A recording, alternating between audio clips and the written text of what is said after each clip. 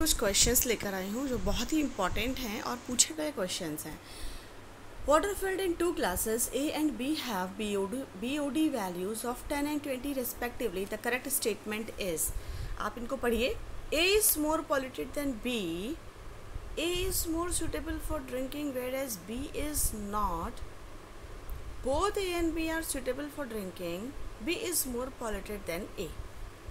देखिए क्या होता है कि बीओडी जो होता है उसको फुल फॉर्म होता है बायोलॉजिकल ऑक्सीजन डिमांड।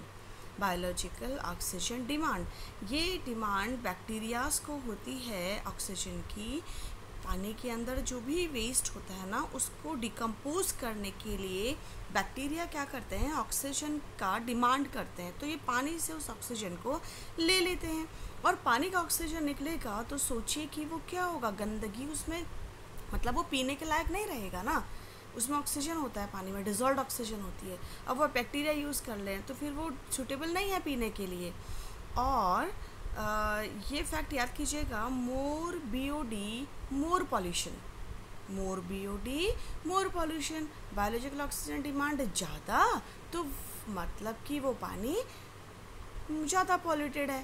ठीक है, तो 20 जो 20 वाला है ना, बी इज़ नॉट, ये है B is more polluted than A. इसका आंसर होगा डी। ठीक है, ये इसका आंसर रहेगा। चलिए नेक्स्ट क्वेश्चन देखते हैं। तो एक कॉन्सेप्ट क्लियर है ना आपके? तीन चीज़ें मैंने आपको बताई।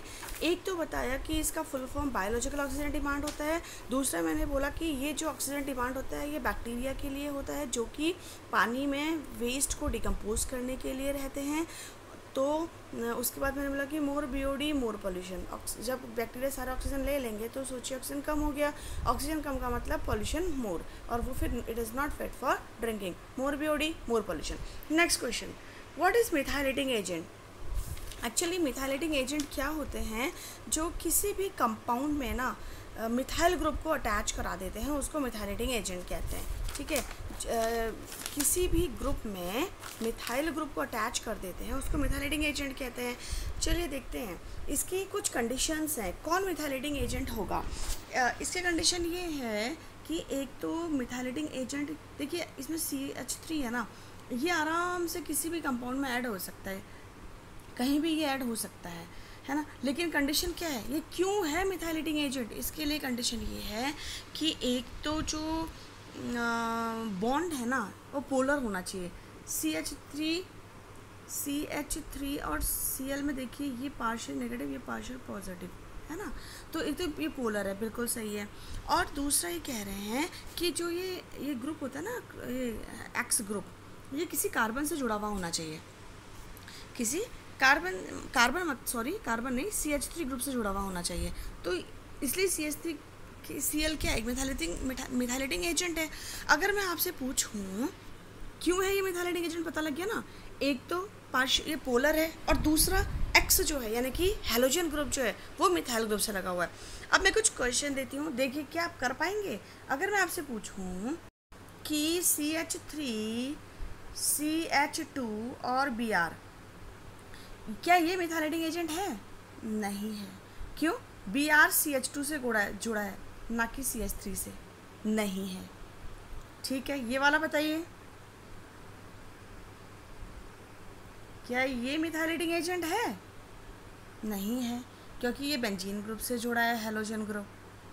ठीक है, नेक्स्ट थर्ड देखिए, क्या ये मिथाइलेटिंग एजेंट है? बिल्कुल है, पोलर भी है और एक्स जो है वो CH3 ग्रुप से जुड़ा है। फोर्थ देखिए, क्या ये है?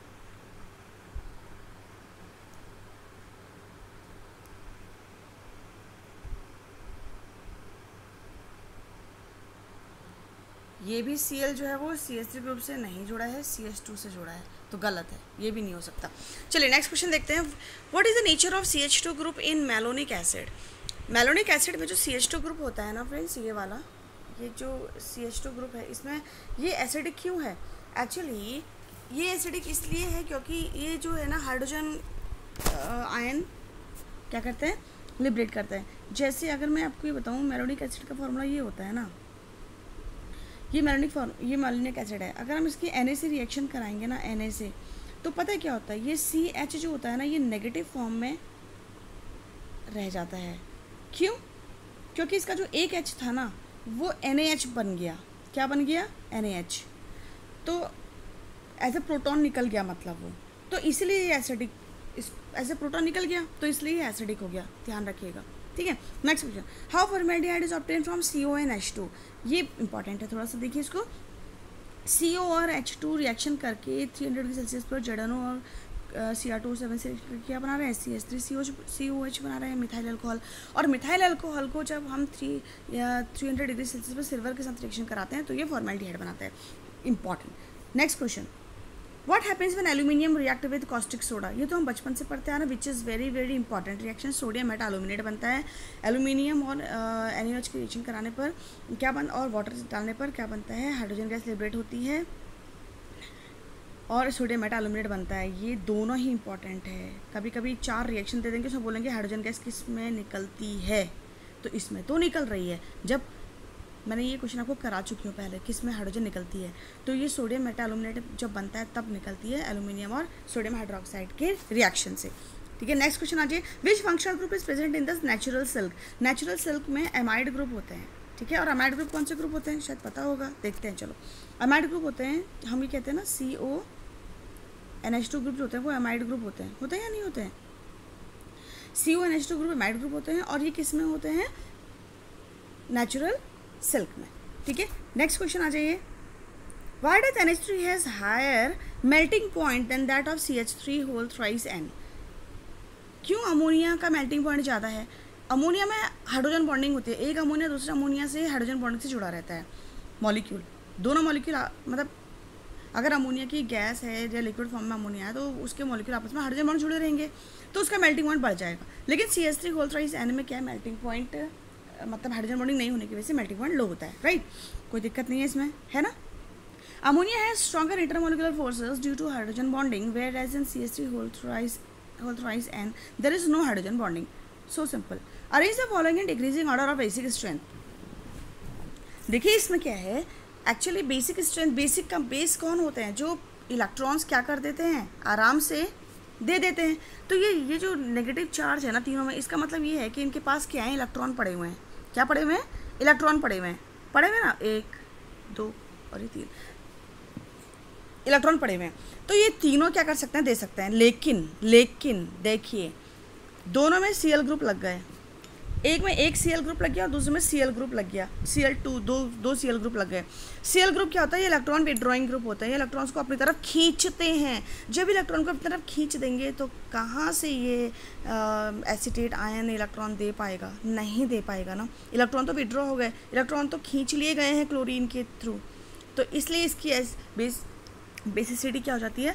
कम होती चली जाती है। तो सबसे ज़्यादा तो होगी इसकी, क्योंकि इसमें कोई क्लोराइड ग्रुप नहीं है जो इलेक्ट्रॉन को खींच रहा हो या आराम से इलेक्ट्रॉन दे सकता है। फिर उसके बाद एक क्लोरीन वाला दे सकता है, फिर 2 वाला तो सबसे कम बेसिक स्ट्रेंथ होगी क्योंकि दोनों क्लोरीन मिलकर इलेक्ट्रॉन को खींच रहे हैं, सबसे कम इसकी होगी। तो देख लीजिए 1 2 3, राइट? कोई दिक्कत, कोई परेशानी बताइएगा। Name any 2 solid element which on combination give a liquid ammonia. Solid element है कार्बन एंड सल्फर, और ये कार्बन डाइसल्फाइड बना रहे हैं जो कि एक ऑर्गेनिक लिक्विड होता है और बहुत सारी चीज़ों को डिसॉल्व करने के काम में आता है। कार्बन और सल्फर दोनों क्या है? सॉलिड है। What is the triple point? ये भी ट्रिपल पॉइंट पता होना चाहिए आपको। क्या होता है ट्रिपल पॉइंट? होता है एक ऐसा टेम्परेचर और प्रेशर जिस पर कि जो तीनों स्टेट्स होती है ना, सॉलिड, लिक्विड और गैस, वो कोएग्जिस्ट कर जाती हैं। ठीक है, और ये याद कर लीजिए, very very important, triple point जो टेम्परेचर होता है ना वो 0.0098 डिग्री सेल्सियस होता है और ट्रिपल पॉइंट प्रेशर जो होता है 4.57 mmHg होता है ना?